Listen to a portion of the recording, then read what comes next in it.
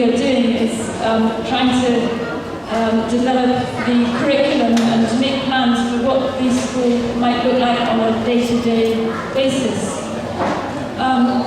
We want a strong emphasis on quality teaching of both Chinese and English, so that students would leave proficient in both languages.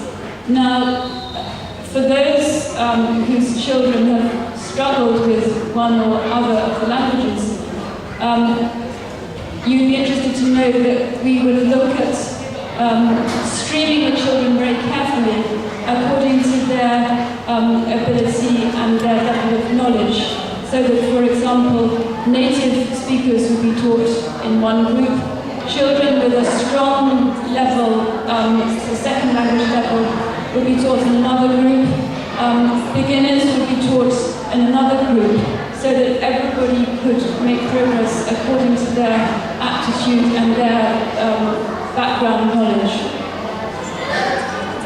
We look to teach the academic subjects, that would be maths and science, for example, in the core language of each stream, so that maths and science in the Chinese stream will be taught in Chinese, and obviously in English in the English stream, because one factor that I think we're all aware of is that it's very difficult to study a tough academic subject in a language which is not your own. Other subjects, though, we would look to teach in mixed language groups, so that there were not tight boundaries between the different streams, so that everybody had the opportunity to mix, and also because then there could be the opportunity for bilingual classes, children talking in two languages in the same class, and really getting to know everybody in their community. So we look to teach subjects like arts and PE and extracurricular activities in mixed language groups. And here I think this would be a distinctive feature of the new school, because as far as we know, no other schools in Hong Kong are doing this at the moment, so it really would be a differentiating aspect. We would look for a broad syllabus. We want our students to leave very well-rounded. First and foremost, they will be learning in the most amazing environment. Lantau is outstandingly beautiful, as we all know, and so we would want a strong focus on environmental awareness. History is a subject that tends sadly to be neglected, and it's extremely important. We want to include that. Economic studies, here this would be an element of business, preparation in numeracy and basic economics for children who wanted to go on to commercial activities.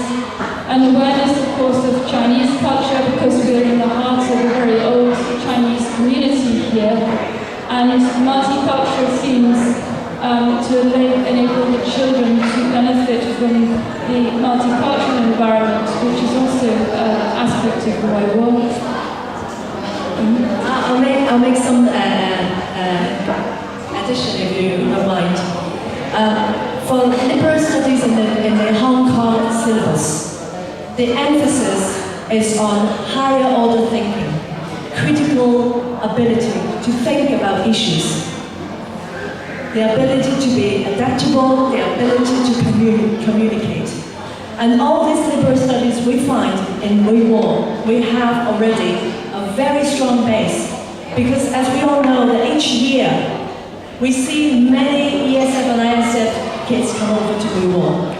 And because we actually have a course leader who lives here, Jenny, who have designed a very thorough curriculum for part of it, particularly in environmental studies and conservation. Now, Weibo is so special because we have the very first entry port in Hong Kong as Tai O. We have Polin Monastery, the very old Buddhist monastery in Hong Kong, and we have Trappist on the other end of the island.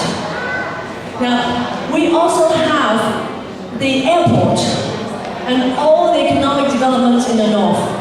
And we have all these environmental, beautiful, the most species of butterflies, moths, anything you name it, insects that's found in Hong Kong that's more than the whole Scotland put together. That was what I was told. Okay, so our students will learn how to balance between economic development and environmental protection. And these are the key issues of learning how to think, learning how to be critical. So with the people like Dr. Chang, who is a designer for the Hong Kong Liberal Studies course, who is the person who helped design our school. So we dare to say that we probably has the best base for liberal studies in Hong Kong. So we hope to use that not just for Mui Wo, for South Lantau, but also the rest of Hong Kong, the local schools. Hopefully they will enjoy as much as the ES7 IS experience. We actually have very good teachers here who bring in students every year into Mui Wo to learn how to take various awards. So now this is our strength. Now we are having to share it with the rest of Hong Kong.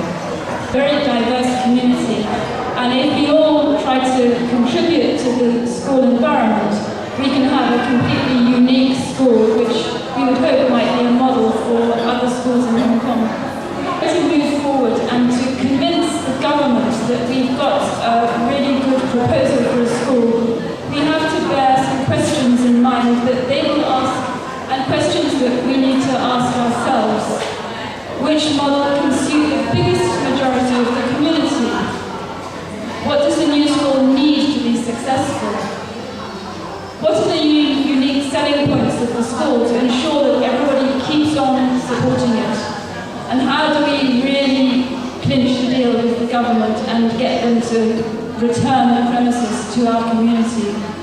Well, as we've already explained, we think that, first of all, that it should be a government-aided school so that it is accessible to everybody and that nobody is excluded because they can't afford it.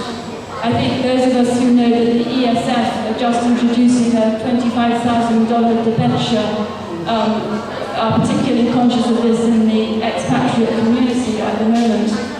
But we really need your support, strong community support from every part of the community, irrespective of nationality. We need the parents to support, and we need professionals to think about how they can also enrich the school community. And we believe that this bilingual approach that we have outlined, drawing on the environmental resources, building a liberal studies centre, will help us to show the government that we have a viable working model. But above all, we need you to